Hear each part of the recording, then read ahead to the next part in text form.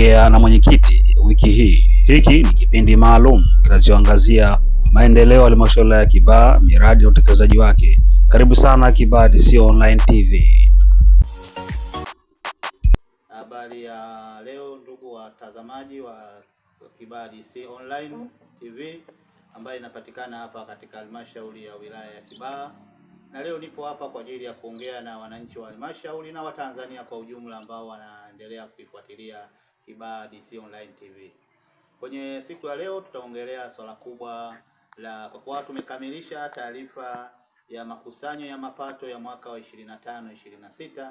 Basi hatua kwanza nitataka niwaambie wana Kibaha na Watanzania kwa namna halmashauri ya wilaya ya Kibaha ilivyojikita katika ukusanyaji wa mapato, na hadi kufikia tarehe 30 Juni halmashauri iliweza kukusanya kwa 120%, na hiyo ni zaidi ya 20% kutoka katika makadirio yake ya bajeti ya mapato ya mwaka uliokuwepo wa 25-26.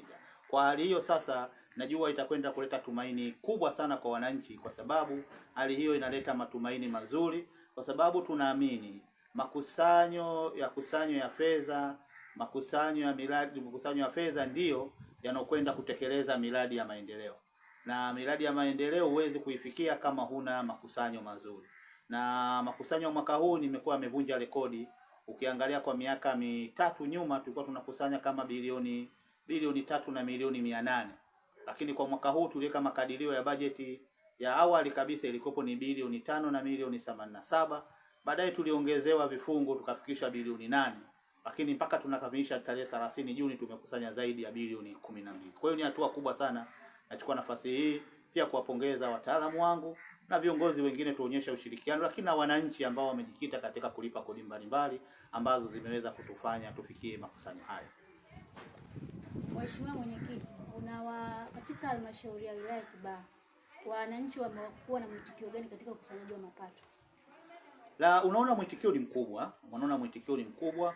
Ukuaji wa mji wa Kibaha hii halmashauri na pia imeongeza chachu kubwa ya makusanyo ya mapato. Mwitikio mzuri wa wananchi katika kulipa kodi ndio uliotufikisha hapa.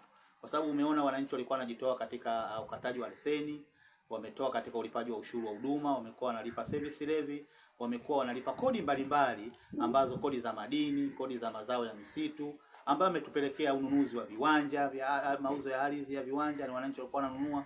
Kwa hiyo umeona kila jambo ambalo tulikuwa tunaelekeza kwa wananchi wetu, wananchi kiasi kubwa wamekuwa na mwitikio mzuri, na hiyo ndio ilitupelekea hapo kukusanya hayo mapato. Hii Ongea na Mwenyekiti. Chipuo wa Kiingereza. Unajua shule hii kwa sababu itakuwa ni ya serikali. Kwanza itakuwa gharama zake ni tofauti na shule nyingine. Kwa hiyo wananchi wengi watakuwa na uwezo wa kwenda kuwafanya watoto wao waweze kupata elimu hii katika mchepuo huu wa Kiingereza. Lakini pia tunafanya ile stendi. Mnajua wananchi wengi wa Mlandizi wamekopa na vistendi vingi vidogo kwa sababu hakuna stendi maalum inawaunganisha watu waweze kusafiri kwenda kwenye mikoa mbalimbali. Kwa hiyo tutakuwepo na stendi ambayo itawafanya wana Mlandizi wanajua kwamba tiketi anaenda kukata wapi, anasubiri basi wapi, anasafiri wakati gani, aweze kwenda na kurudia katika halmashauri yake ili aweze kufanya huduma mbalimbali. Mheshimiwa Mwenyekiti, unawaambia nini wawekezaji wanaotamani kuja kuwekeza katika halmashauri ya Kibaha? Kwanza Kibaha ni salama. Kibaha ina maeneo yanayofikika. Kibaha ina maeneo yanayojengeka bila kutumia gharama kubwa. Kibaha ipo karibu na eneo la jiji la Dar es Salaam. Kibaha ipo karibu na airport. Kibaha ipo karibu na bandari. Kwa hiyo Kibaha ina njia zote, unaweza kusafiri kwenda katika mkoa wowote ule. Kwa hiyo kuwepo kwako Kibaha unakuwepo kama upo katika sehemu ya center ambayo inakufanya wewe uamue bidhaa yako kuipeleka wapi. Inahitaji kwenda makao makuu Dodoma, unasafiri muda wa masaa 3-4 umeshafika Dodoma. Unahitaji kusafiri kwenda katika jiji la Dar es Salaam, ni muda wa nusu saa umesafiri kwenda Dar es Salaam. Ongea na Mwenyekiti.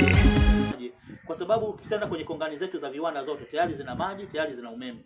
Kwa hiyo wananchi wawekezaji wakija wanakuja katika maeneo ambayo hayana gharama kubwa ya kwanza kufikiria watapataje umeme, watapataje maji, lakini unafikaje na barabara kuu. Wananchi watapata fursa gani kutokana na maendeleo yanayoendelea katika Kibaha na miradi inayoendelea kujengwa katika halmashauri yetu? Utaona kama halmashauri tumejipambanua katika maeneo mawili ama matatu. Kwanza tumejipambanua katika kutengeneza ajira kwa kuwepo kwa viwanda. Kwa hivyo kwa viwanda tumetengeneza ajira za moja kwa moja ambazo wananchi wetu wanazipata. Lakini kwa kupitia mapato utaona tunatengeneza watu kuweza kujiajiri. Tunatoa mikopo ya 10% kwa wanawake, vijana na watu wenye ulemavu. Utaona kiwango hicho tulichokisema ni zaidi ya bilioni 1 na milioni 500 zinapelekwa katika kwenye vikundi. Kwa hivi vikundi, wananchi wa vijana na wanawake na watu wenye ulemavu wanajianzishia miradi yao ya kujiajiri, ambayo tunaamini pia tunakwenda kutengeneza uchumi. Lakini hapa Kibaha pia yapo mabenki. Tunayo mabenki ya CRDB, tunayo mabenki ya NMB ambayo pia nayo wanatoa mikopo ya riba nafuu. Kwa hiyo wapo wananchi wengine wafanyabiashara ambao tumewasogezea huduma za kibenki, ambazo wao pia wanafika moja kwa moja, wanadhaminika, wanakopesheka. Wale ambao hawana vigezo vya kupata mkopo wa 10%, tunawarahisishia kwenda kupata mikopo mbalimbali ambayo imesogezwa kwenye mabenki, ikiwepo mikopo ya wakulima, ikiwepo mikopo ya wafugaji, ikiwepo mikopo ya wajasiriamali, ambao watu wanakwenda wanapata na biashara zao zinakuwa. Ndio maana nikikwambia Kibaha ni salama, umeiona hata ukuaji huu, watu wana shughuli za kufanya za kila siku. Na hii sisi itatupelekea kama Kibaha hii kwenda kuwa na ongezeko kubwa la wageni, ambao umeona sasa hivi kunakuwa na wageni wengi wa kila siku wanaongezeka. Miji inakuwa, hata miji ya pembezoni. Leo ukienda miji ya pembezoni, kwa mfano kama Boko, ukienda kama Soga, ukienda Kikongo, ukienda Kwala, ukienda Magindu, ni miji ambayo imepita hapa pembezoni mwa mamlaka ya mji wa Mlandizi, lakini ni miji inayokuwa kwa kasi, ni miji yenye thamani, ni miji salama sana katika kusogeza huduma za wananchi, lakini wananchi wengi wanaikimbilia hii miji katika kufanya shughuli za kiuwekezaji.